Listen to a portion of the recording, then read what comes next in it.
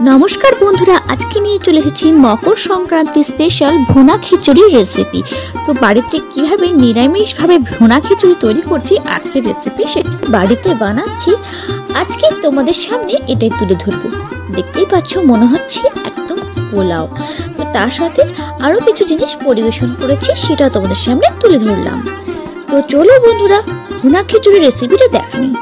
এখানে নিয়েছি 2 কোটো মতো গোবিন্দভোগ চাল আর নিয়েছি এখানে 1.5 কাপ মতো মুগের ডাল, সোনা মুগের ডাল নিয়েছি। তো চাল আর ডালটা ভালো করে ধুয়ে নিতে হবে। তো তার আগে চালটাকে ভালো করে কচলে কচলে ধুয়ে নিচ্ছি। এরপরে কড়াইটা গরম হলেই আমরা সোনা মুগের ডালটা দিয়ে দিব কড়াইয়ে। তারপরে ভালো করে গোল্ডেন ব্রাউন করে হালকা আঁচে ভেজে নিব। একটা পাত্রে জল গরম বসিয়ে দিয়েছি। ডালটা ভাজা হয়ে গেলেই আমরা এই ডালটা এই গরম জলের মধ্যে দিয়ে দেব ফুটতে। আস্তে আস্তে দিয়ে দিচ্ছি ডালটা আমরা জলের মধ্যে। এখন দিয়ে দিচ্ছি সরষের তেল, 2 চামচ মতো সরষের তেল, 4টে কাঁচা লঙ্কা আর অল্প পরিমাণে নুন দিয়ে দেব। তারপরে কড়াইটা গরম করে নিব। তেল সরষের তেল গরম করে নিচ্ছি। 2টো শুকনো লঙ্কা, 2টো দারচিনি আর 1টা এলাচ আর সামান্য জিরে ফোড়ন দিলাম। দেখতেই পাচ্ছ এভাবে ফোড়নটা ভালো করে লাল করে গোল্ডেন ব্রাউন করে নিতে হবে। এরপরেই আমরা ছেড়ে দেব গোবিন্দভোগ ধোয়া চালটা।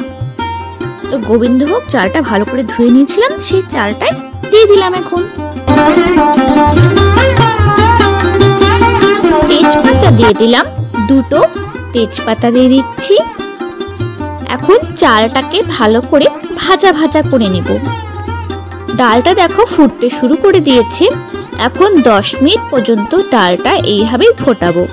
ততক্ষণ আমরা চালটাকে ভালো করে প্রথমে ভেজে নিচ্ছি।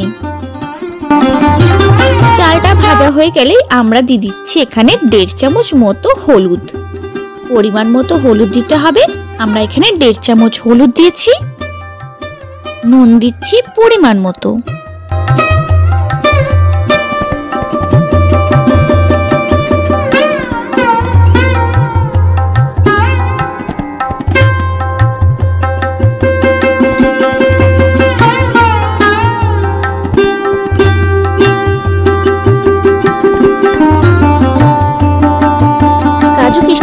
জলে ভিজিয়ে রাখলে কিন্তু খুব ভালো হয় এই ভুনা খিচুড়িতে। তো আমাদের দেখো ডালটা কিন্তু গাঢ় হয়ে গেছে অনেকটাই। এখন কিন্তু আমাদের চালটাও ভাজা হয়ে গেছে। এখন আমরা কাজু কিশমিশগুলো ছড়িয়ে দিয়ে উপর থেকে আর একটু নাড়াচাড়া করে মিশিয়ে নিচ্ছি কাজু কিশমিশগুলোকে। দেখো একদম বাসন্তী পোলাওয়ের মতো কিন্তু কালার চলে এসেছে। খানিকক্ষণ নাড়াচাড়া করার পরে আমরা গরম জল দিয়ে দিচ্ছি। এখানে যতটুকুনি চাল আছে সেই চালের 2 ইঞ্চি মানে আঙুলের করের 2 ইঞ্চি বেশি জল দিতে হবে। তো এখানে আমরা জলটা দিয়ে দিচ্ছি এবং ডালটাও কিন্তু একদম গাঢ় গাঢ় হয়ে গেছে। আমরা এখন সেদ্ধ ডালটাকেও কিন্তু এই খিচুড়ির মধ্যে দিয়ে দিচ্ছি। যে ডালটা লেগেছিল সেই ডালটুকুনো চেঁচে আমরা এই চালের মধ্যে মিশিয়ে দিলাম।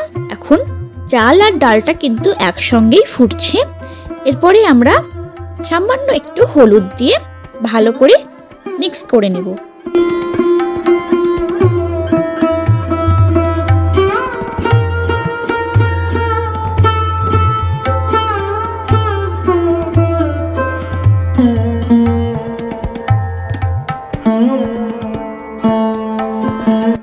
চাল ডালটা আমরা অন্তত 10 মিনিট পর্যন্ত ফুটিয়ে নিলাম।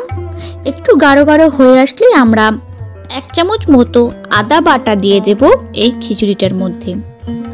দেখো জলটা কিন্তু অনেকটাই টেনে এসেছে।